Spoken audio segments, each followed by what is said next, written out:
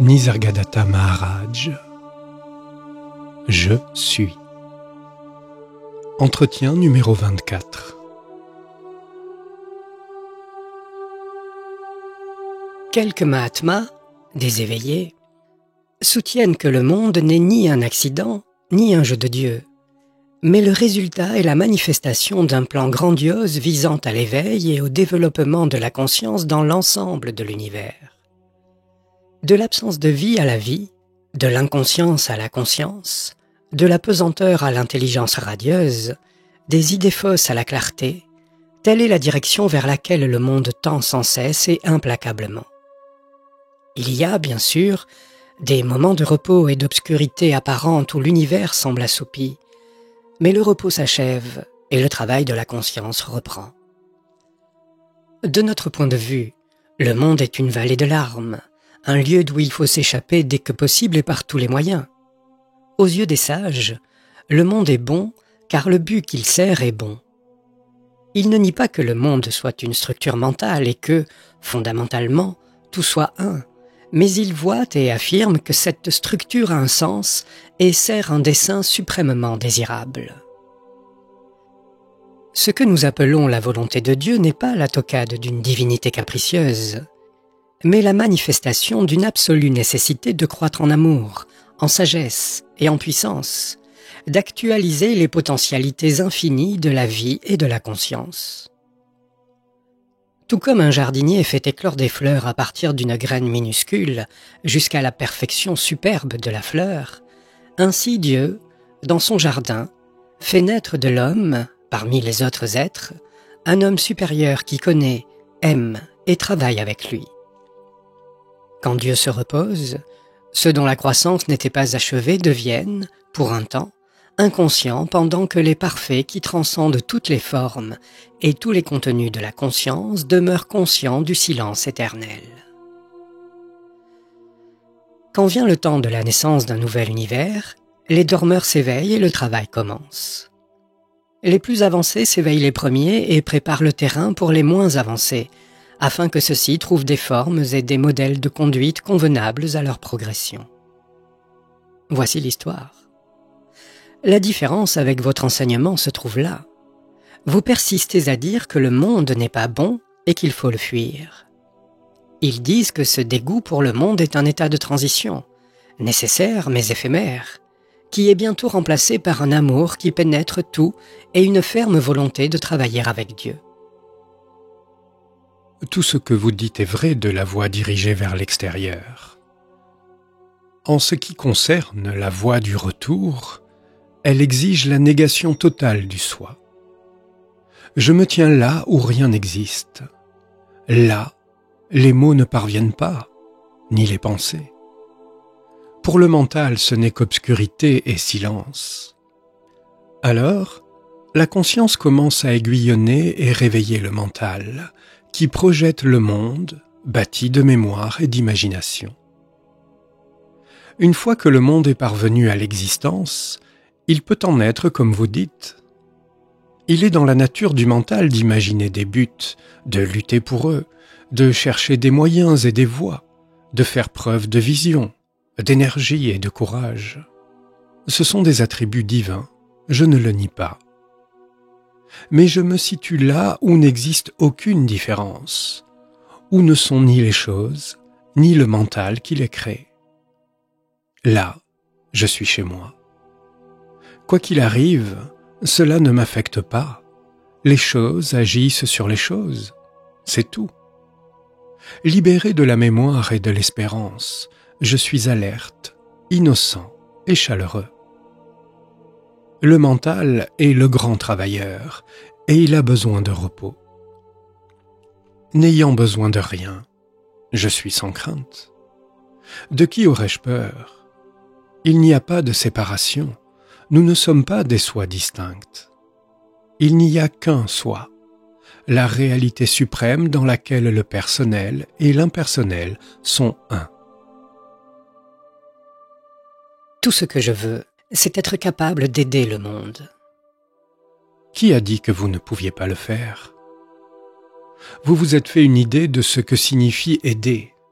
et de ce que cela implique. Et vous avez plongé votre soi dans un conflit entre ce que vous devriez faire et ce que vous pouvez faire, entre la nécessité et la possibilité. Mais pourquoi agissons-nous ainsi? Votre esprit projette une structure et vous vous identifiez à elle. Il est dans la nature du désir de pousser le mental à créer un monde en vue de son assouvissement. Même un petit désir peut être à l'origine d'une longue chaîne d'actes. Alors, un grand désir. Un désir peut produire un univers. Ses pouvoirs sont miraculeux. Comme une petite allumette peut mettre le feu à une immense forêt, le désir allume les feux de la manifestation. La satisfaction du désir est le but même de la création. Le désir peut être noble ou vil. L'espace est neutre. On peut le remplir avec ce que l'on veut. Il faut être très précautionneux avec ses désirs. Et en ce qui concerne les personnes que vous voulez aider, elles sont dans leur monde respectif à cause de leurs désirs. On ne peut les aider qu'au travers de leurs désirs.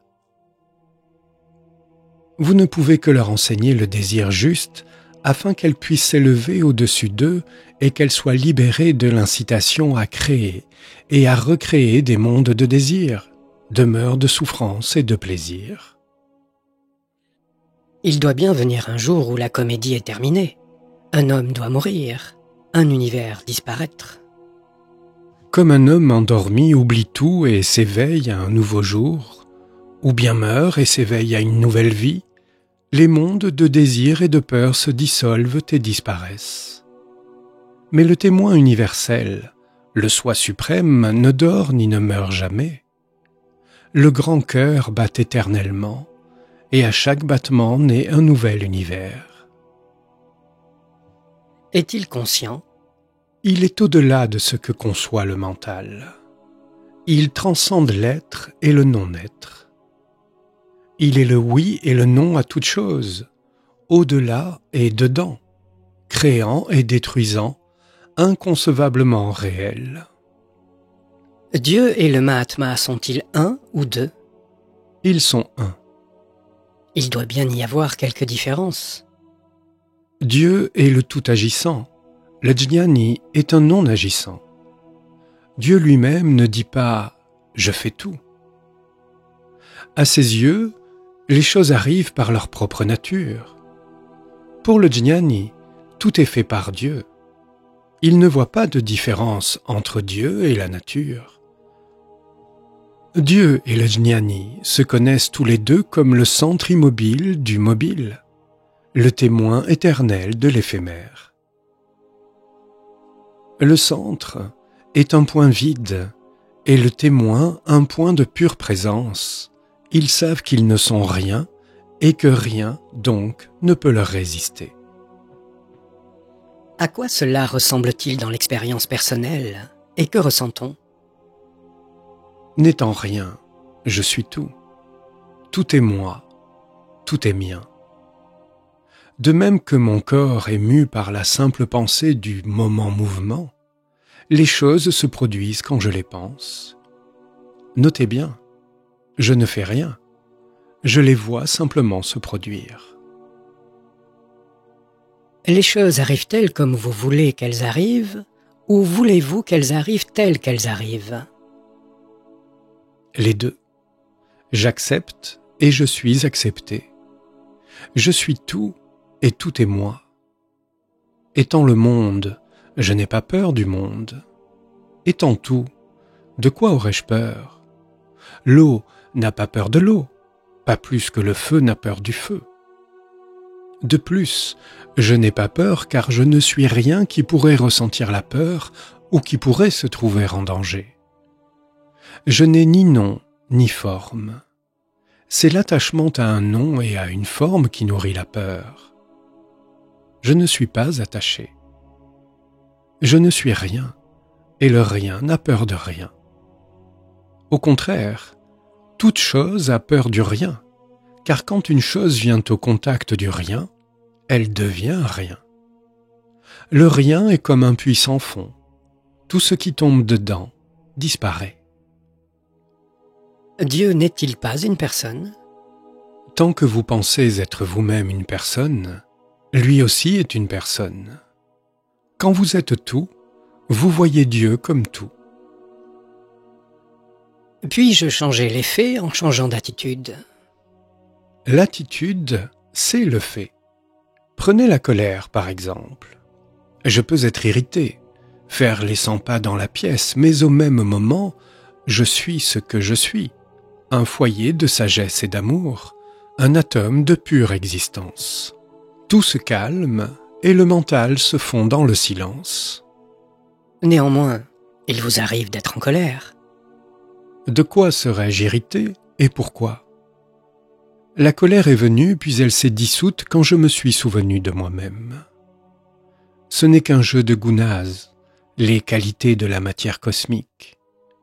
Quand je m'identifie à eux, je suis leur esclave. Quand je me tiens hors d'eux, je suis leur maître. Pouvez-vous, par votre attitude, influencer le monde? En vous situant hors du monde, vous perdez tout espoir de l'aider. Comment pourrait-il en être ainsi? Tout est moi, ne puis-je pas m'aider? Je ne m'identifie à personne en particulier car je suis tout, aussi bien le particulier que l'universel. Pouvez-vous m'aider, moi, la personne particulière? Mais c'est en permanence que je vous aide de l'intérieur. Mon soi et le vôtre ne sont qu'un. Je le sais, mais vous ne le savez pas. C'est là toute la différence, mais cela ne durera pas. Comment pouvez-vous aider le monde entier? Gandhi est mort. Son esprit, cependant, baigne la terre. La pensée d'un jnani imprègne l'humanité et travaille sans cesse au bien.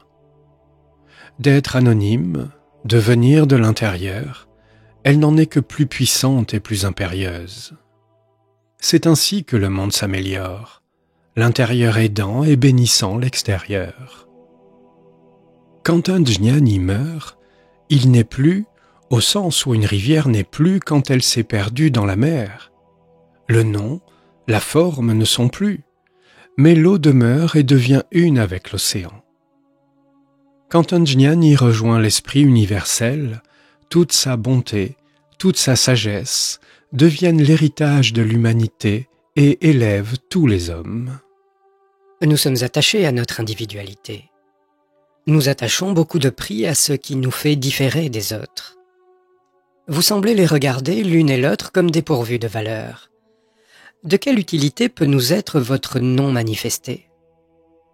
Non manifesté, manifesté, individualité, personnalité, ce ne sont que des mots, des opinions, des attitudes mentales.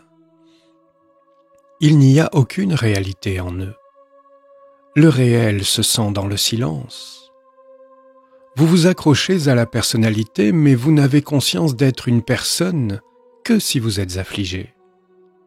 Si vous ne l'êtes pas, vous ne pensez pas à vous-même. Vous ne m'avez pas dit l'utilité du non manifesté.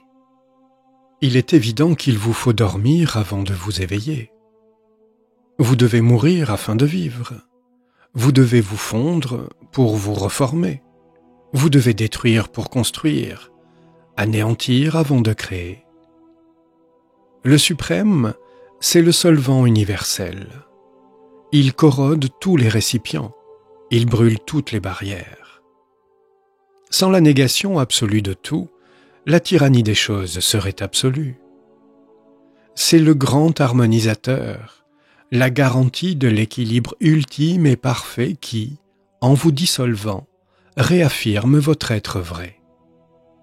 À ce niveau, cela me paraît parfait. Mais quelle est son influence sur la vie quotidienne? La vie quotidienne est une vie d'action. Que vous l'aimiez ou non, vous devez fonctionner. Tout ce que vous faites à votre profit s'accumule et devient explosif et, le jour de l'explosion, sème la dévastation en vous et dans votre monde.